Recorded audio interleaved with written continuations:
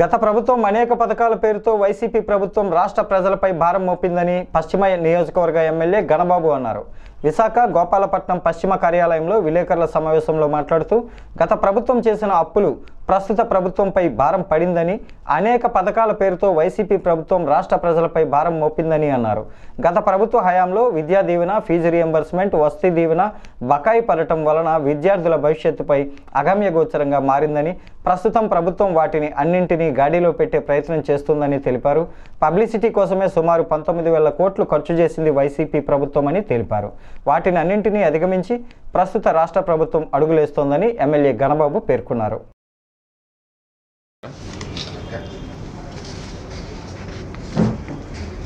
అనాలోచిత నిర్ణయాల వల్ల గత పాలకులు జగన్ రెడ్డి గారి ప్రభుత్వంలో అవినీతి వల్ల, అనాలోచిత నిర్ణయాల వల్ల కోట్లాది రూపాయలు అప్పులు తీసుకొచ్చి ఆ అప్పుల వల్ల దానికి వడ్డీల భారం పడి ఈరోజు మా ప్రభుత్వానికి, ముఖ్యంగా చంద్రబాబు నాయుడు గారికి అదొక పెద్ద భారంగా మారింది. రాష్ట్రంలో చూస్తే సుమారు 1,40,000 కోట్ల రూపాయలు అప్పు తీసుకొని రావడం, అందులో 10 లక్షల కోట్ల అప్పు, ఏడాదికి 71,000 కోట్ల అసలు వడ్డీ చెల్లింపు.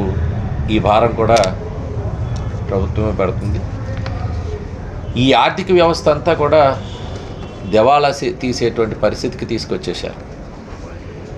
దానివల్ల ఈ గడిచిన 7 నెలల్లో కూడా ఆ బకాయిల వల్ల ఈరోజు ఆ భారం, ఒకవైపు ఫీజు రీఎంబర్స్మెంట్ కానీ, డిగ్రీ ఇంటర్ కావచ్చు, లేకపోతే వసతి దీవెన కానీ, ఆరోగ్యశ్రీ సంబంధించి 1,800 కోట్లు, ధాన్యం బకాయిలు 1,600 కోట్లు, ఇరిగేషన్ కాంట్రాక్టుల బకాయిలు 19,000 కోట్లు, ఉద్యోగస్తులకు ఇచ్చేటువంటి బకాయిలు కూడా 20,000 కోట్లు, అదేవిధంగా గృహ నిర్మాణం ఈరోజు టిట్కో హౌసెస్ కూడా 7,800 కోట్లు, ఉపాధి హామీ బకాయిలు కూడా 2,100. ఇలా మొత్తం జగన్ ప్రభుత్వం పెట్టినటువంటి బకాయిలు 1,40,000 కోట్ల రూపాయలు బకాయిలు పెట్టారు.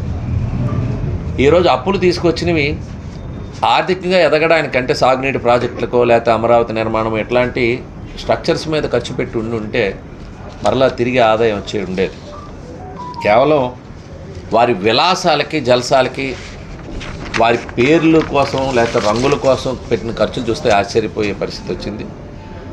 సెంటు పట్టాల పేరు, ఆ పేరుతో దోపిడీ చేస్తూ ల్యాండ్ ఎక్వైర్ చేసిన దాంట్లో 7,000 కోట్లు కూడా సంపాదించారు. అదేవిధంగా రేషన్ బియ్యంలో కూడా దోపిడీ 7,000 కోట్లు, సచివాలయాలకు వైసీపీ రంగులు వేసేందుకు మళ్ళీ తొలగించేందుకు 3,000 కోట్లు. ఈ రకంగా వృధా చేశారు. తాడేపల్లి ప్యాలెస్ దగ్గర సెక్యూరిటీ ఖర్చు 1,000 కోట్లు, ఓన్లీ పోలీస్ సెక్యూరిటీ ఖర్చు.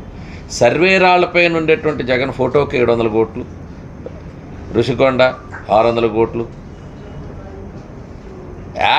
సాక్షిలో యాడ్ల నిమిత్తం 500 కోట్లు, అలాగే పట్టాదార పాస్బుక్ పైన ఫోటో ముద్రించడానికి 13 కోట్లు.